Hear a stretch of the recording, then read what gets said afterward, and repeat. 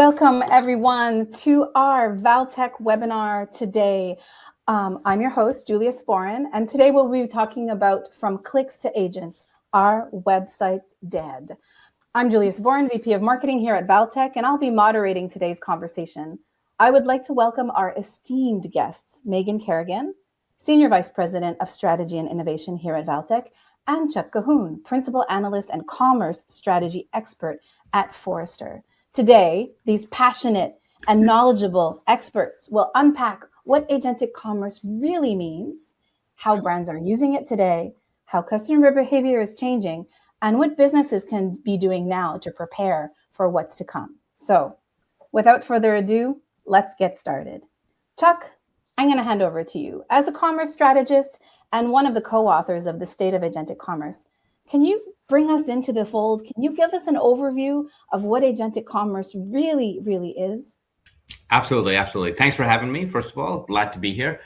I think there's a lot of hype in market around what agentic commerce really is. There's multiple definitions, and I have found that it means something different to everyone that I speak to, whether it's in services, whether it's in the tech category, or whether it's just, even the clients that are concerned about what they should do with agentic commerce. So when we look at the definition of it and we started researching what does this really mean, we found that there's really three different flavors of it. There's conversational commerce, which has actually existed for a decent amount of time. And the joke that we have at Forrester actually is this is a little bit of conversational commerce's heyday, and we should maybe give it its moment aside from agentic commerce. But there is this rise of semi-autonomous and autonomous commerce, which are two facets of agentic commerce that I'll talk about in a second. It might be good to bring up the graphic that really shows how we're going to evolve from where we are today, which is largely conversational commerce, to more so autonomous agentic commerce. And the 5 black boxes that you see on the left are the things that we believe are going to evolve. So I'll walk through them at a high level, and then we can discuss them in more detail. Interfaces are going to go from the chat orientation to more so invisible. And when we start talking about things like, and I know we'll cover this a little bit later, but when we talk about MCP servers and agent-to-agent interactions happening in autonomous commerce, there will be less conversation happening with humans, and so the interface will change. Product content right now is centralized on the open web and really driven by websites and apps and maybe syndicated to third-party sites as well. But that's going to become a lot more federated over time. Digital experiences, which are more assistive right now, will evolve from there to anticipatory into agentic. And I think the anticipatory piece is a great place to park and have a brief conversation about what semi-autonomous commerce is, right? Agentic commerce is. And the idea there is that is human authorized agentic commerce. So a great example of this is Amazon's Buy For Me, which is already in play, where I can essentially give it guidance and say an authorization and say, if this shirt drops below X price, go ahead and purchase it for me. So that is a real world example of how semi-autonomous is coming to life. A little bit anticipatory, and I think that's going to evolve more and more as digital experiences also evolve. The tech, it's been all about web apps, APIs, large tech investments on your site, and it's moving a lot more to agentic protocols in agentic commerce. And then finally, transactions are really the linchpin here for agentic commerce to succeed. And I want to cover that in more detail as we go on, because we had some additional data come in the last couple of weeks that I'll share as well, Megan, which I think is super compelling. But transactions are really what's holding the adoption of agentic commerce going to at scale back. Where at what level do consumers trust an agent to take their credit card and complete a transaction is still up in the air. And our data shows that consumers are pretty wary of it, especially in the US. Now, as that evolves from human initiated to authorized to then eventually agent executed, I think we're going to start to see the rise of what we are defining as true autonomous agentic commerce. But what I'll leave you all with is just on the definitions: conversational commerce, semi-autonomous agentic commerce, and autonomous agentic commerce. Those are the 3 major stops on the train as we see it. And it doesn't mean that we are all going to go down this trajectory. Some businesses might just thrive in conversational commerce, and some might thrive in autonomous agentic commerce. So it's not necessarily like an evolution from left to right, but that is how the tech will allow us to get there. Megan, what are you guys seeing in market? So one of the things that I love that Chuck, you and your team do is that you give us very tangible words to use, because what I'm finding in conversations with clients is that a lot of people may use the same words and usually using the word agentic, but in their mind, they're referring to a million different things. And I've seen briefs go sideways where two people are having the same conversation when one may actually just be talking about really sophisticated search, when another person may be talking about conversational, but they're both using the word agentic, which really doesn't mean either of those. And so you can end up in a situation where there's a lot of wasted effort and time when you're not being super specific. So, even asking someone, when you say the word agentic, what do you mean by that? And it's not to really call anyone out, but it is just that everything is moving and changing. And there's a lot of, kind of hype around some of these words, and they actually mean something when it comes down to the actual technology. And so I think even as we go through this of pausing and describing what each of these words mean will help to clarify where we are in this really transitional phase. Exactly. And that's the first level set I have with Forrester clients too. When they call in and say, hey, we need you to help us define our agentic commerce strategy, what should we be thinking about? The first level set is, okay, what are we really talking about? Right. So let's all get on the same page. Is this what you mean, or is this what you're aiming for? Like, what are you trying to do with your business? And that's a great orientation. And this graphic and terminology, as I just shared with you, is where we level set to begin with. So it's great that you guys clarified that, because I think everyone is just throwing the term agentic around left, right, and center, maybe not really understanding what those definitions mean. So that clarity, I think, really helps set the stage. Chuck, I want to throw to you, because we know that there is a tremendous amount of hype around, as we said, agentic and agentic commerce. There's tons of announcements going out in market at all of the big technology events. We know that it's on everybody's lips in the retail and CPG space. From your point of view, what is actually happening in the market today across different industries and trend-wise? Like, what do these announcements actually mean for businesses? Yeah, absolutely.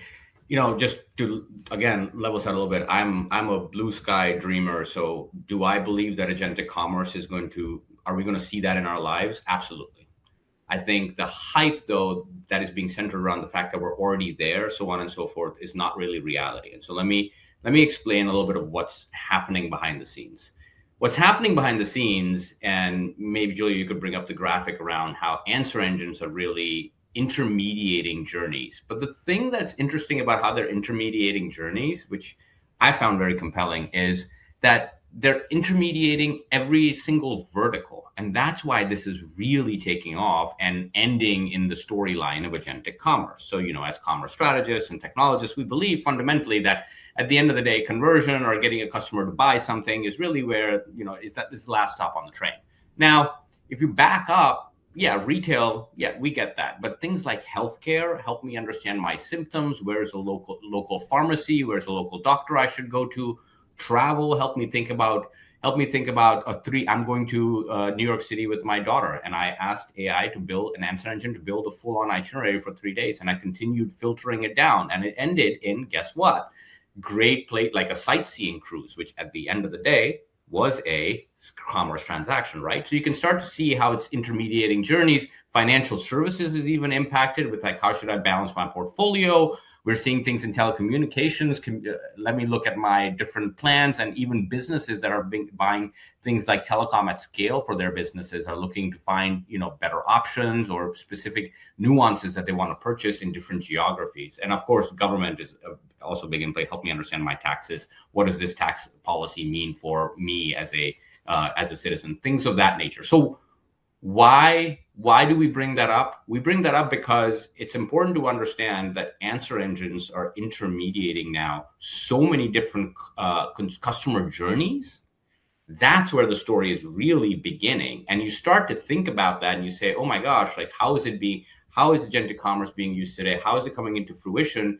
It's rerouting and redirecting traffic where we would have used digital marketing to bring individuals to our sites or to our experiences for a commerce transaction. Or in the third-party aggregator world or the retail website world, syndicate our information. But at the end of the day, you're still having to bring a consumer there. Now consumers are moving to these answer engines where getting the answer and short-circuiting that is, and I'll show a little bit of data on trust in a little bit, which I think will also orient around how much consumers are trusting the answers they're getting.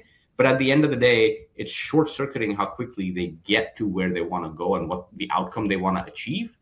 And that's really starting to be, the use cases are expanding really fast across multiple verticals. That's how it's being used today. And then the last thought here for you is, we talk a lot about AI agents, and I've done a ton of research on AI agents recently. We should be also orienting ourselves towards the answer engines and the training crawlers that are crawling the open web right now and your existing website that is built for humans. And so how is it being used today? It's also being used in the realm that those training crawlers are coming to your site, taking the content out and getting it ready in it for an FAQ or a back and forth conversation with somebody who puts a prompt and an answer engine. Megan, I'm sure that's what you guys are advising your clients as well at some level. For sure. And I think that part of where we really have to have that conversation, through the lens of commerce, but honestly through the lens of really any kind of behavior online, is really taking that shopping journey and breaking it into kind of two major sides of the coin. Because I think when we're really looking at what consumer behavior is changing, is that there is a difference between shopping and buying. And you can change shopping into discovery or research or education when we start looking across all of those verticals. But there is a moment when you are in that discovery phase. And that's where we're seeing all that behavior change through answer engines. But even also, when you think about it before that, that was all of that phase when, we're trying to get people to the website. And then there's the transaction. And the transaction could be a purchase, it could be a selection, it could be an appointment. But that moment is something that's different. And when we bring in that layer of AI, that's where that trust conversation really enters the chat, so to say. Yeah. Is that we're finding that moment of transaction, when it is a purchase, that is where consumers are not really adopting. And so that's where we have to pay attention to, what are your consumers really willing to do and how are you going to be meeting them there? But also, how are you going to be building that trust at that transaction moment? And especially the larger the purchase, the more, kind of important it is to your life, the higher level of trust, as you start going from retail to healthcare to financial services, et cetera. All of that really has to take into account. I think conversations we've been having is that you really just can't think about the journey as one monolith, just it being a purchase, is that it's two very different stages. And of course, there's a million stages within, but the trust part really starts to come into play at that transaction. Exactly. That's spot on. And adding on to what you're saying, I'll give two interesting data points. One is, our data shows through our surveys and our research that by 2029, I believe, 28 or 29, one of the two, 29% of US commerce will be online, e-commerce essentially. But let's talk about the inverse of that. That means 71% is still physical. So why am I pointing that out? What I'm pointing out here is that folks need to understand that the percentage that we're talking about here is taking that 29% that's going to be e-commerce and fragmenting it even a little bit further between answer engines, and then fragmenting it further to what you just said, Megan, which is exactly, that's totally spot on, which is that just because I find an answer in an answer engine does not mean that I am transacting on the answer engine. And I think this, from the marketers that I speak to, this is what has marketers extremely worried, which is that brands are maybe not be able to influence on the answer engines that they want to and surface in the relevant criteria or the data sets that they should. And that is changing the game over time. Organic traffic is changing. There's a lot happening. I know we're going to cover it. But at the end of the day, just because you find the answer for a product or a solution doesn't mean you're buying there. And the point I'm trying to denote with the physical side is consumers still like to go in store and see, hear, smell, touch a product before purchasing it. That is still a thing. So just because we've got answer engine shopping now does not mean that it's going to become the next biggest thing. Is there going everyone to be for it to grow? Sure. Flipping out the minute that buy now button starts showing up on the Google page. Oh, yes. It's like, well, I guess we got to shut down our website and like we're all screwed. And it's like, well, just because you can doesn't mean people will. Right. Exactly. Which is actually a great segue to my next question around what consumer expectations are today as it relates to this. I mean, Chuck, you mentioned it. So many people are still shopping in person. They still like that experience and things are getting fragmented. So how is this going to force us to reimagine consumer expectations? Yeah, I think so backing up and talking about consumer expectations, they're not really expecting anything but answers and finding the outcomes to their products. Okay, so let's position this maybe a little bit in how brands and retailers are responding. And they're responding really in two different ways, which is manifesting for consumers. One is, and maybe if we could bring up the graphic that shows owned versus non-owned, one is the idea of owned conversational commerce. I'm choosing my words wisely here. And the other one is non-owned or distributed answer engine, agentic, semi-autonomous commerce. And what we're seeing in owned environments, which I think is phenomenal, is taking a website that exists for a brand, a direct-to-commerce brand, direct-to-consumer brand website or a retail website, and adding a conversational chatbot on it so that consumers can query questions. Of course, you had Amazon Rufus/Alexa in play there. You also have other conversational chatbots that are not on sort of the retail e-commerce sites, but on brand direct-to-consumer sites that are adding value by helping consumers filter down to the right product they want. Now, the key here and the grayed out parts you see there is our research is not showing that even in those environments that the transactions within the chatbots are really taking off as yet.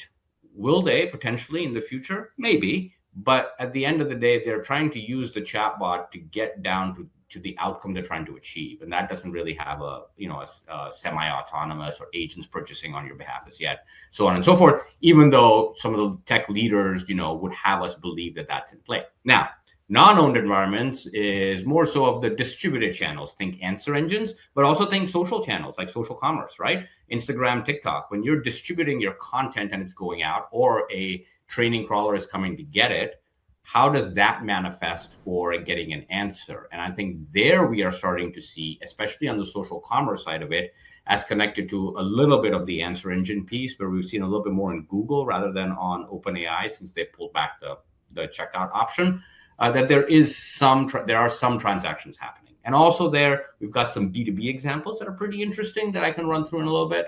But at the end of the day, that's the distinction between owned and non-owned, or conversational, semi-autonomous, and autonomous, is also an important distinction to make.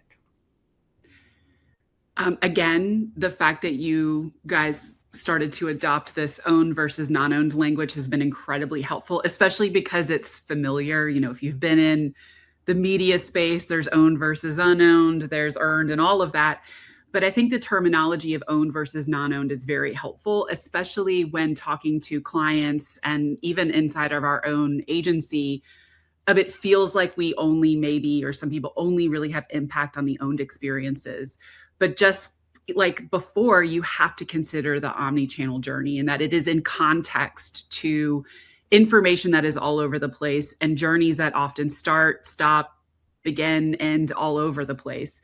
And so even when, talking to a client that's like, well, I just manage the website, I don't really know what's happening out there, is that we really do have to talk about that journey. And sometimes they even hate the word journey because it implies like a start and end when there's just nothing about that that's true.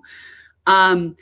But I think that when you think about that owned versus unowned, it feels like things always start on unowned and end on owned. And in the past, we would talk about that as kind of brand awareness versus end of the funnel. But what I'm kind of starting to wonder and look at is that, while people are kind of doing research in answer engines, they're getting a lot of that tactical and practical information that you would maybe expect to get at the website later on. And they're getting all of that information prior to landing on the website. And so while we maybe kind of used to some of those behaviors, and I think those are still useful, the decisioning and research, it may be flipping a bit. And so the role of the brand website, maybe more brand awareness becomes more of a reinforcement of a decisioning layer of why buy this from this particular brand, and what does the brand have to say in that. And it's just something that's really interesting, because we're really having to follow what the consumer is doing and think about who they are and what they know when they land. But again, I do want to reinforce, though, that there is a difference between buying toilet paper and buying skincare or a refrigerator, because all of that commodity-based pricing everything as low as possible may mostly happen on the answer engine. But that just means that when you do have that higher touch or more emotional purchase, the role of the brand website does shift, and it has to really play that reinforcement, knowing that it has maybe a little bit of a different role in that journey of owned versus unowned. You're making some great points. And so I'll share some additional data that we, got late breaking that is going to maybe contextualize, for lack of better words, what you're just saying. The commodity to consideration spectrum is very important in this. So when we ask consumers, we said, what types of products are you most likely to allow an AI agent to purchase on your behalf? We got some interesting data back. So food or groceries, to your point, 51% said yes. Basic apparel, think like shoes, flip-flops, things that you just need, clothing items that are not high consideration, but just regular essentials of life, 40%. Gifts, 32%. Toys went down to 23%. Tech went down to 23%. Luxury went down to 19%, luxury items. And then we went, more of the considerations and experiences you want to have. Travel went down to 15%. But what's interesting about that travel at 15% also is that we double clicked on that even further. And what we found was, even though consumers said that 15% of them said that they are confident that the answer engine gave me the right answer regarding my questions about hospitality, high confidence still did not necessarily translate to a broad adoption. We were down to 15%, right? So on one side, consumers are saying, yes, the answer that the answer engine is giving me, yes, I trust it about hospitality. 87% said, yes, I do. However, are you going to allow an AI agent to purchase on your behalf for a experiential moment? We were down to 15% on that. So it gets to show and just validates what you're saying around the spectrum and what that means for brands. I think this means a ton of different things for how brands and brand marketers are taking their products and even their brand image or resonance to market. Between Gen Zs, Gen Xers, shopping on social commerce versus answer engines for discovery, and then going to brand websites, it means a lot of different things, and the world's evolving pretty fast, to your point. Chuck, a little bit earlier on, you had talked also about maybe some examples in other industries, because we've really been focusing a lot on kind of the retail space and that type of stuff. You did talk about hospitality. Are there any other industry examples that are kind of connecting to this that you want to refer to a little bit? Yeah. I'll give you some more data here. So, we also asked consumers, we said, would you be comfortable allowing an agent to do things like negotiate insurance rates? 40% said yes. Would you be comfortable finding and booking a medical procedure? Which I was shocked, 31% said yes. Pay a bill, I think that's given. 24% buy a product, we talked about. What about investments, making a trade? 19% said, yeah, it's riskier, but 19% still said that they would be comfortable allowing an AI. So you can sort of see the spectrum there across different verticals as well, Julia, to answer your questions. It's in play for consumers, but I think we really have to, and I know we're going to cover it in a second here, we really have to talk about trust as part of this storyline, because the autonomous spectrum that I showed you earlier on, from conversational, where I am on a brand website in an owned environment having a conversation, to letting a semi-autonomous or more so autonomous transaction happen for me. I think when you start looking at the different types of products or services that consumers are buying, we have to overcome this trust threshold with agentic commerce if it is to succeed. And to be candid, that's going to take time. That's going to take trial and error. And I hate to say this, it's probably going to take trial and error at the expense of some brands, some of which we might know today. That's the way it goes. People will make mistakes. We will enforce the right guardrails. And Julie, I know you probably want to move on. When we're talking about guardrails, the one other thing I should just bring up is commerce. Emily Pfeiffer and I, we went wide. We wanted to look beyond the US. So I know there's a map graphic that I had shared with you, but look, like guardrails for what agentic AI and AI agents can do are being determined globally as we speak, and they differ worldwide. They differ so much between UK and the EU's AI Act. And then when we go to places like China or Australia, we found out that Australia it's a little bit akin to the US, a little bit of a AI ethics framework and guidelines. And so when you go to somewhere like EMEA, where they're a lot more focused on data and what an agent can do, and where the liability rests, you have to think about that in agentic commerce. If you are a brand or a retailer, if you are a hospitality service provider operating worldwide. So this idea that agentic commerce is just going to take off tomorrow, it's going to take some time as consumers and businesses garner trust in that level of autonomy across the spectrum. Anyway, I know I said a lot, but I could talk about this for a long time. But I actually think you were reading my mind, Chuck, because I was going to ask you about, there's trust with the consumer, but then there's the regulatory layer and the government layer that, of course, brands and businesses are going to need to take into consideration, exactly as you showed on that map. Megan, do you have anything additional to add to trust? I know this is a topic that you hold dear to your heart as well. Yes. And I think that is where there really has to be that massive layer of respect to the consumer. And I think that when we go back to even just previous things that we were talking about, is the adoption versus where technology is so, there's a huge gap there.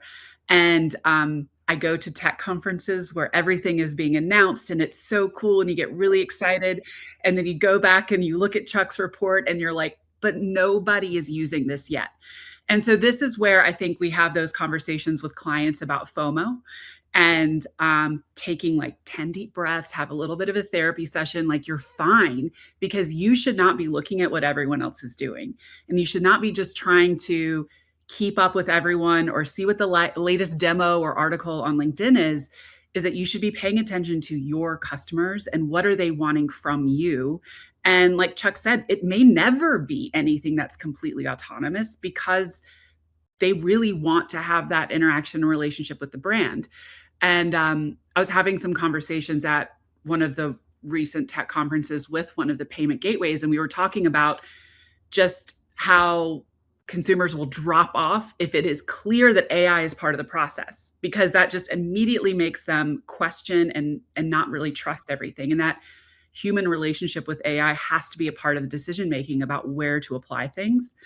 And yes, we can build trust, but that has to be built over time, and we cannot rush past it. As you're saying, there's something that's coming to mind that I think is an interesting stat. So one of the things that Emily and I did when we did the state of agentic commerce is we ran surveys in the field, essentially month after month. And so we found a base of consumers who is like, our survey asked a base of consumers who are very comfortable with answer engines. And we asked them, we said, in case that you're in the middle of a commerce transaction and something goes wrong, who would you hold liable? Right? 44% said they would hold the answer engine liable. I don't know that I disagree with that. If you think about it, if you go to a retailer's website, right, they're sourcing products from hundreds of suppliers potentially. At the end of the day, when I expect a product to arrive at my doorstep and it doesn't, something has gone wrong with the commerce transaction, I would go to the retailer's website. Similarly, if I have the answer engine surface a product that is not exactly what the product description says and it arrives at my front doorstep, I would probably go to the answer engine and say, what is going on here? Right? Why did you source this? Why did you provide this and in the relevant set? So that's a very interesting piece to be aware of as we're moving through trust.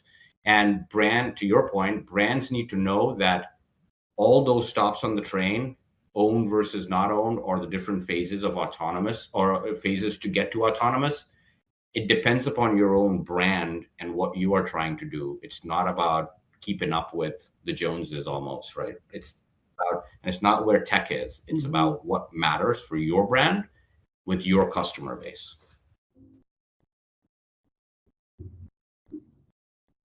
Fascinating. I want to pivot it a little, our conversation a little bit, because we've talked about the trust and the regulations, but the reality is brands are facing a lot of headwinds right now. They're noticing that their organic traffic is down. The role of their website is maybe a little bit different in the customer journey. There's the FOMO, like on the ground, things are changing and they're going to need to react, you know. And Megan, you were talking about how you're on the front lines in a lot of the work that you're doing with clients. Like, how do you deal with that kind of that gap, that transition, and the fact that there's someone somewhere in an office on an e-commerce team or a marketing team going, but I don't know how to get my traffic up. I don't know how to change my results. Like, right. Well, I think first it's, really understanding that all of us, even we are under pressure to use AI. Everyone is getting pressure from their boards, from senior management to find cost savings, to find efficiency. And it is the shiny object. So I do honestly tell everyone to take deep breaths and to just chillax for a moment. But going back to organic traffic being down, that does start the conversation around, how does measurement change and what are really the new goals and new ways of tracking success. But I do think that we always kind of have a pause and have a conversational moment around, with organic traffic being down, it is a reflection of this behavior change and the way people are searching and acting in answer engines before they come to the website, which people are getting much more education and going much more in depth before they land on your site. So in some cases, you could say that's someone that's more qualified, but it is certainly someone that is much more educated and they have a lot more detail. They've maybe already gone through comparison. So by the time they land on your website, they are looking for something different from you than they have in the past. So the role of the site needs to shift. And we can no longer have a site just be a repository of PDP pages and be a catalog, because they're already seeing that catalog before they've even landed. They're already seeing all the product information in the answer engines. And so content strategies need to shift to understand my user is showing up with a whole different set of information. And so if they already have all of that, what should I be giving them now when they land? And so I think just first starting with that, if you already know all of the details about my product, what do you need to know from me to make you choose my product or my brand, or maybe learn something different that maybe what you learned on the answer engine isn't exactly right. So I think it just really begins with that understanding of behavior is changing, metrics are changing, and what people are coming to your brand doorstep, whether it is in person or online, is changing. I'm sensing that you want to say something, Chuck. I can see the passion in your eyes. You want to jump in. Yeah, I fundamentally agree with that. I think we need to reframe this for market. Commerce websites are not dead. Yes. Full stop. We should have said that at the start. Yes. Commerce websites are not dead. The role of a commerce website is fundamentally changing. And I've been referring to this when I did the research with all the services providers and sort of did the commerce services wave. This was a big topic that came up through that research. We're calling it sort of dual optimization, which is that you have to re-optimize your website for human audiences, and then also build the right components is a strong word in CMS land, but basically the right content architecture for machines as well. So it's the rise of humans and machines together, and you have to dual optimize here. Also, as you were saying all that, Megan, one of the things that I haven't had time to explore that's coming to my mind, it's almost like the homepage has also shifted, right? Which is the homepage has really become, in some ways, the answer engine. Or if you start looking at what all the leaders I've been talking to, and even the Forrester clients that call in, we talk about agentic commerce's impact on their website. The conversation we're having is like, traffic is going from basically the answer engine to the detailed PDP page or the landing page. It's bypassing the home page essentially, so that the marketing, the brand resonance that you're pushing on your homepage is in some ways starting to move to answer engine. So if you're looking at referral traffic, especially to homepages, it's probably impacted a decent amount.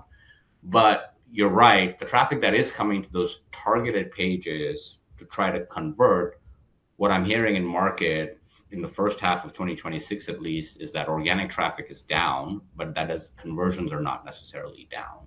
They're flat or they've gone up. So the traffic that's coming in is highly qualified, to your point.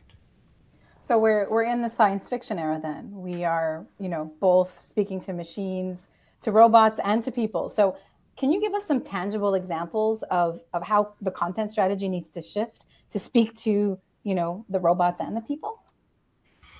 Yeah, I can maybe give an intro here, Megan, and then you can share a little bit about what you all are doing around content strategies as well. I start thinking about content strategy for humans, first of all. Think a lot of marketing messages. We can essentially at some level, influence humans when we're talking to them about emotions, right? Emotional messages resonate with humans.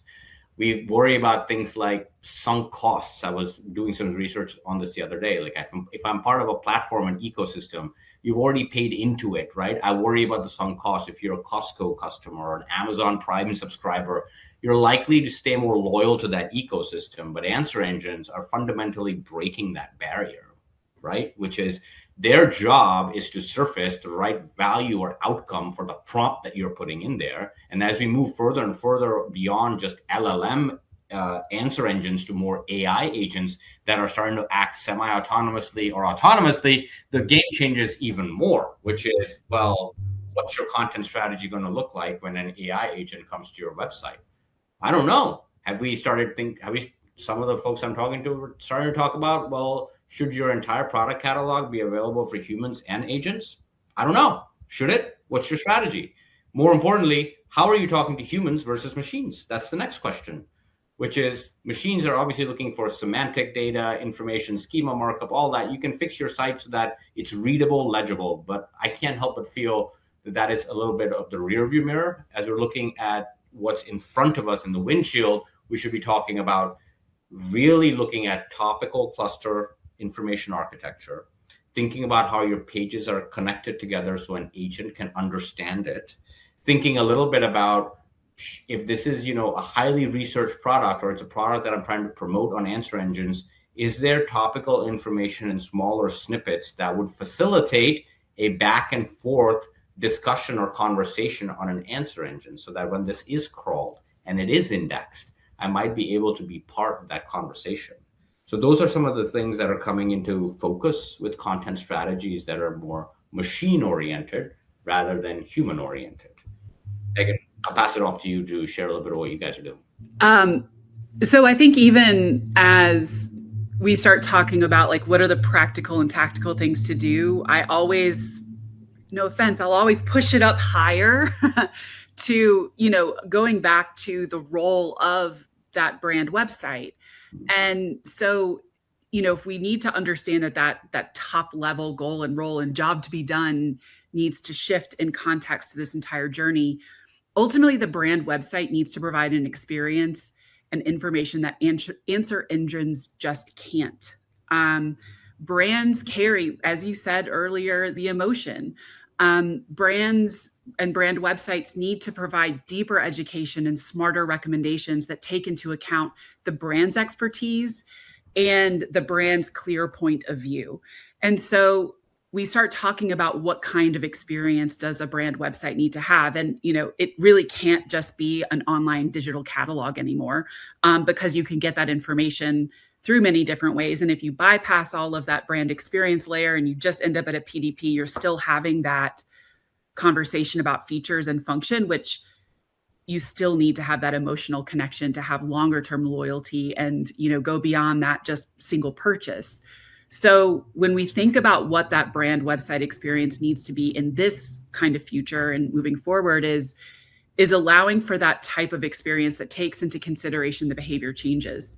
And so the site can't just be the exact same type of hierarchical journey that you go through as sites are now, but it needs to be much more fluid. It needs to allow for a collaboration between the brand and the user. So giving the user or the consumer a chance to build something or create something than just getting answers. So whether it's building a product together or a package together, the interaction and experience itself could be something that's much more interesting, that it can be fluid, moving from conversation to discovery, back to traditional ways of navigating the site.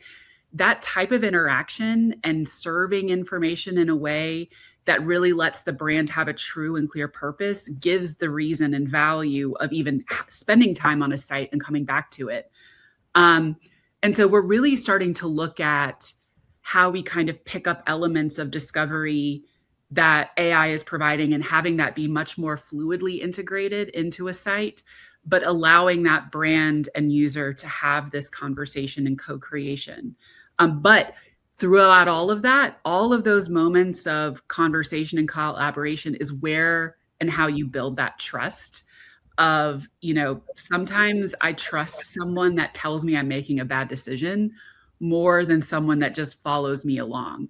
So, when you think about the role of conversation and the role of a brand on the site, I feel that if a brand is a little bit more stronger stated and has a reason to be there, not just to serve up information, but to coach and guide, then you start to build a little bit more of a valuable relationship with that brand. And so I know I'm kind of speaking esoterically, but that's kind of the place you have to start, is the shift of the role of the brand. It's that it's not just this visual expression. It is that conversational relationship and give and take and shared responsibilities. And sometimes it's that friction or that rub of a brand telling you that you might be going down the wrong path that provides more value for a brand and why you want to go to that website to get that brand's point of view. That's fascinating. Chuck, do you have anything to add? Of course, I figured you did. I was like, I saw you there, and I'm like, he's just being patient because he wants to jump and tell us more. I don't know which event I was at, but I ended up talking to this business leader who was essentially telling me that they had released a product in market about 5 years ago. It was like V1. It wasn't a great product. Got a lot of reviews, buyer beware, all of that. And so, wouldn't you believe it? Of course their brand was impacted. Of course they were worried about it. But as the rise of answer engines has really come about in the last 2 years, what they started to do was they developed targeted content on their website that addressed sort of that buyer beware notion, how they released a V2 of the product, how they have more favorable reviews linked to other third-party sites, knowing that these training crawlers are going to also come to their website to do part of the sentiment analysis. And sure enough, believe it or not, it's working. And now the answers from the answer engine are a lot more comprehensive about their story, saying that back in XYZ year, this product had challenges. And since then, there's a V2 of it. Now the reviews are a lot higher. You can go to this site to check it out and so on and so forth. So they're at least telling the holistic story, which is what they were after, which is an example of what you're saying, Megan, in terms of brand leaders need to think a lot more about the impact of individual products and third-party sentiment on their brand. We're no longer in the era of, it being, how should I say, like almost fragmented. These answer engines are pulling that story together. And that it has, I think, brand and marketing leaders shaken, at least the ones that I talk to. Brand cohesiveness is going to be critical for a lot of organizations moving forward. We have about 15 minutes left of our conversation. I have poked our audience online watching us to submit their questions. So people listening to us now, now's the time to put in your questions if you have any for these passionate experts. As we're waiting to see if any questions come in, Megan, I want to double click a little bit on that brand component, because I know that it's the thing that we keep on circling back to in all of this. How are you helping brands get there? How are you helping them weather that transition to know that way of thinking needs to become kind of, more predominant in their strategy? I think kind of two different ways. One, we're trying to surface and show kind of practical examples. We've built a few kind of examples of conversational interfaces that really show what a strong point of view and brand is. I think when you hear these conversations, you're like, yeah, okay, for sure. But when you get hands-on and you can see what is and what isn't, is where you start to really understand that. I think I can't tell you how many times people are like, well, I already have a chat bot. And I hate the word chat bot. And it's like, no. This is not an if-then, decision tree. This is an agent that has to be trained in how you think about and how you make recommendations. And so the way that I really do recommend clients to kind of get started, to really kind of put the mirror up against their own organization and how ready their brand is, how ready their data is I know this sounds kind of silly, but to start doing something. And it really does start with, honestly, just getting a simple conversational interface up and running on your site. And determining what the job for that to be done is not always, helping to get to the sale. It may be more about helping a user learn and educate to get to the right kind of recommendation. But where I see the challenge goes is that a lot of brands will end up trying to find the largest, most beautiful, perfect use case that connects 10 different systems, that solves all of these different problems. And that will usually turn into a very long timeline and a very large budget. But if you kind of start with this simple conversational interface, it will force you to learn about things like the degree of determinism you need to have in an agent. Like, how much freedom does it have to make recommendations, or should it always recommend one thing? The role of brand in the conversation, when and how does it want to stand up for itself, or, joke around with a user, what kind of personality and relationship, and do you have enough context around your products and services to allow for a rich, fulfilling conversation versus just product detail, because then what's the point? And so I think going through that type of exercise ends up honestly being a wake-up call of, is your information enough? Do you need to create more? Are your systems ready? Are your teams ready? Have you been thinking about this through your brand? And do you need to maybe append more information to your brand guidelines? When we've gone through this process, it's given us a lot of empathy around what brands need. And finding all of those gaps, I think, is invaluable to then figure out how you scale. Wow. Chuck, anything to add? Because we actually have a question in from the audience that I can jump to afterwards. No, let's do the question. That was All right. Okay, so we have Alicia from our live audience, whose question is the following. If a brand has limited budget and resources, what is the single highest impact investment they should make in the next 12 months to prepare for agentic commerce? Dun, dun, dun. I mean, I can give my recommendation there. You go first, Chuck.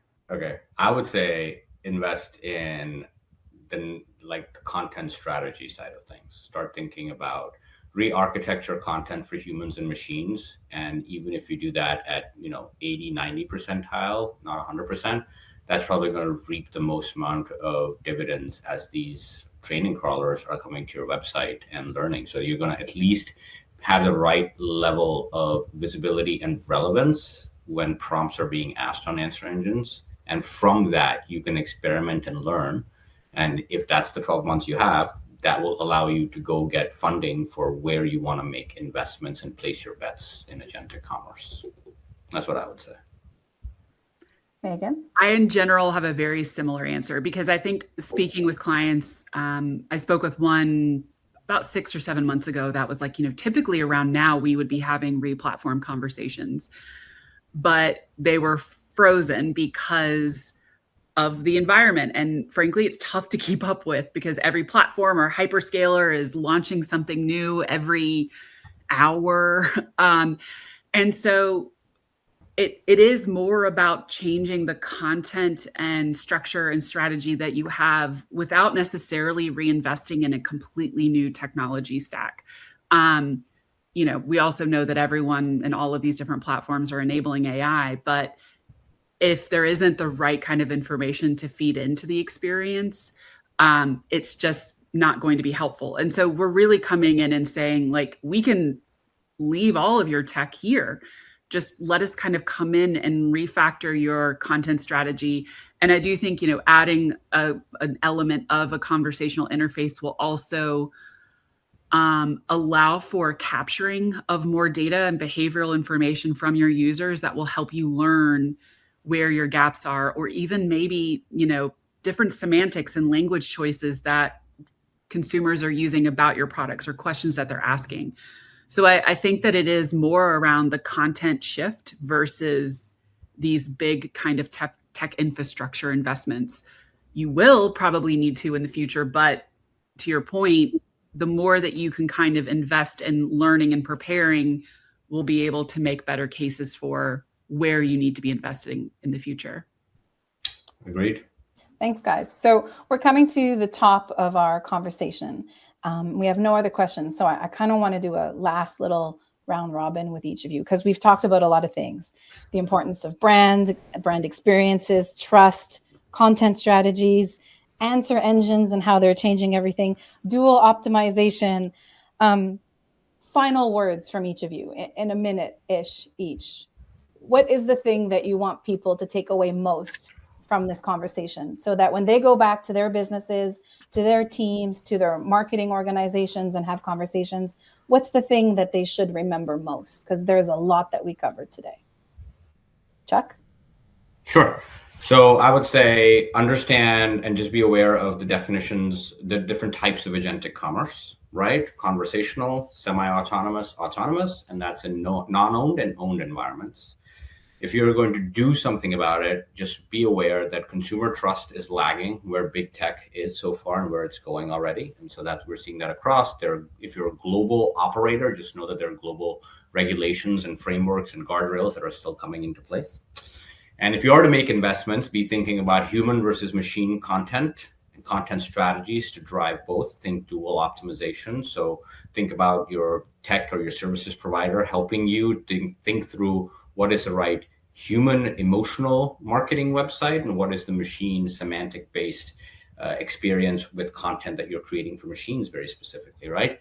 And then the last thing that I'll leave with, and we didn't have much time to cover this, but it's additional research I've also been doing, which is around really pressure testing your investments in agentic commerce as compared to the rest of your commerce strategy. And that's, I think, you brought up the brand, and the individual asked the questions like, we only have so much amount of money, how should we place our bets? And that's a question that we get very frequently. How much should I dip my toes into agentic commerce right now? And it really has to do with pressure testing your holistic commerce strategy. How many channels are you on? How many investments are you making on your own properties versus your distributed channels and social commerce? And where's the marketing spend associated with that? So there's a lot in play here, but I think pressure testing is the last one that I would leave you with in terms of what people should take away. Thank you, Chuck. Megan? I think no matter what, even before AI, and my role and where I'm passionate is always saying you've got to go to the customer first. That you know your customer, you know how they shop with you. We know that consumers are changing behavior. It's a very confusing world out there. Everyone has different relationships with AI, but we need to ensure that we are putting that consumer before any mandate to use AI for AI's sake. We're getting a lot of pressure to just use things. And I think I've referenced Spider-Man with great power becomes great responsibility way too much. But it is, you have to put them before everyone else. And then that should really paint the pathway of speed, adoption, decisions, if or if not, you make certain investments. Because that's the only way that you're going to get any of that return, is if you build that trust and build that loyalty and respect where they are. Thank you, guys. I have to say, as someone who does marketing for a living, these past 55 minutes have completely clarified a space for me in ways that I would not have had as much clarity had it not been for you. And I hope that the audience watching has been able to pull some of these lessons and bring them into their day-to-day. I feel like we probably have some future conversations coming up.